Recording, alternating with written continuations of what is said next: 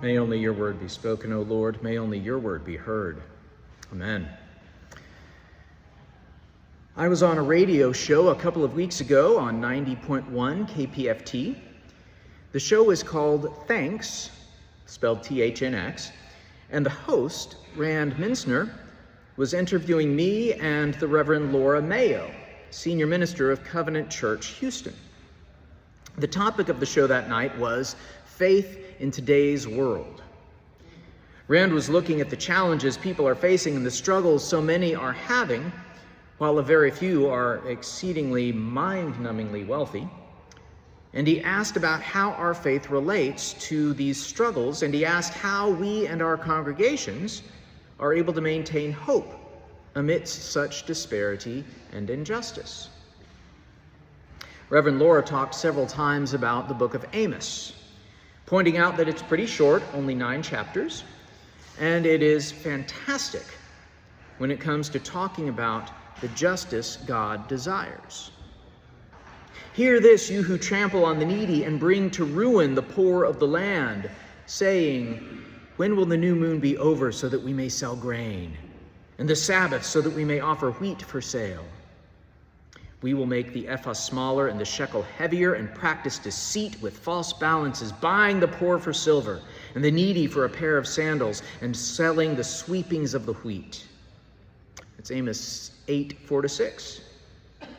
Here you have folks keeping the Sabbath. They were following the law. They weren't working on the day of rest, but unfortunately they were like beasts lying in wait to pounce on their prey. Once the Sabbath was over, they overcharged for grain and wheat. They lied and cheated and made extra money, and through all of that, they robbed the poor. In modern times, you could say they kept wages low while increasing prices so they could keep more profits for themselves. They weren't breaking laws enough so that you could really get caught for anything, but by all outward appearances, they seemed like fine, upstanding people, but they trampled the needy and brought to ruin the poor of the land.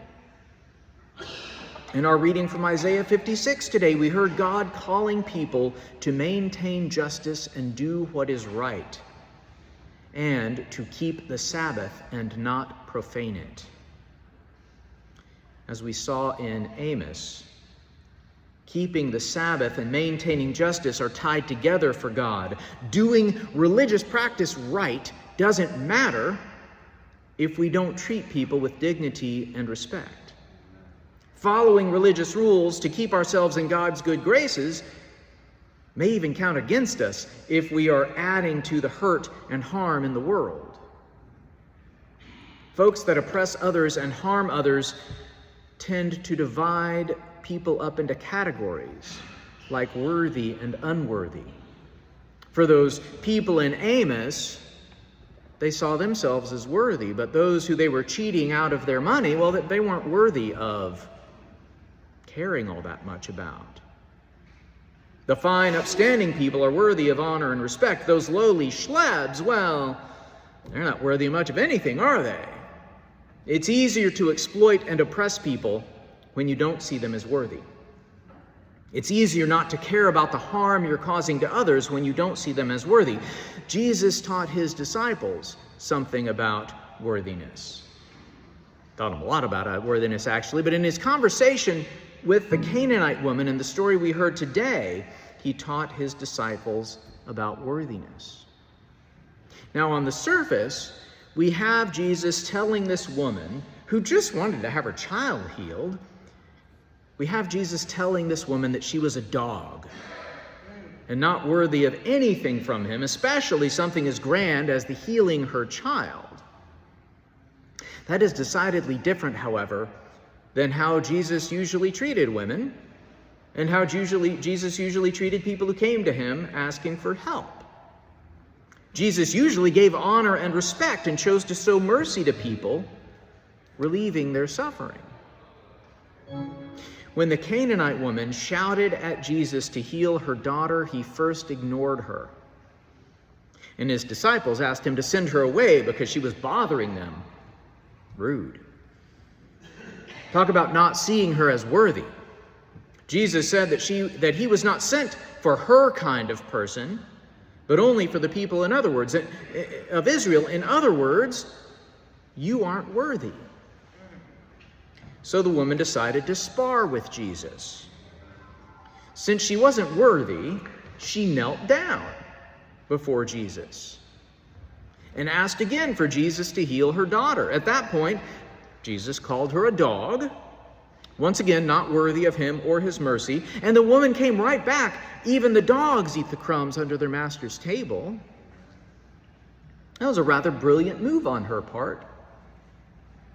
I can see her getting angry and shouting back at Jesus instead.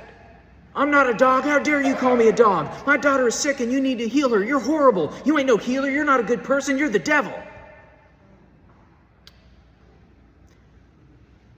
But Jesus might have seen that as like a dog barking angrily at him. Jesus could have felt that he was proven right, that she was just a dog not worthy of him. So rather than take offense at Jesus calling her a dog, the woman basically said, okay, fine, I'm a dog, but I'm still a human being. That revealed her dignity. Now, I've heard this as referred to as a sparring match between this woman and Jesus. Perhaps he was sparring with this woman to teach his disciples a lesson. Or perhaps he was legitimately just saying, no, I ain't going to heal you, and she called him up short. But Jesus had just taught that what defiles us is not what our particular religious practices are, but what we do to one another, how we treat one another. Well, Jesus wasn't treating this woman well at first. And then through their sparring, Jesus was shown to believe what he taught. I need to help this woman out. And he revealed her human dignity. Through their sparring, she didn't deny being a dog. She just took his insult and turned it right back around. Even the dogs eat the crumbs, as if she was saying, okay, fine, I'm a dog, but I'm still a human being. You want to give me crumbs? I'll take crumbs. That revealed her dignity far more than if she had shouted back at him, dogs bark and bite. She did not.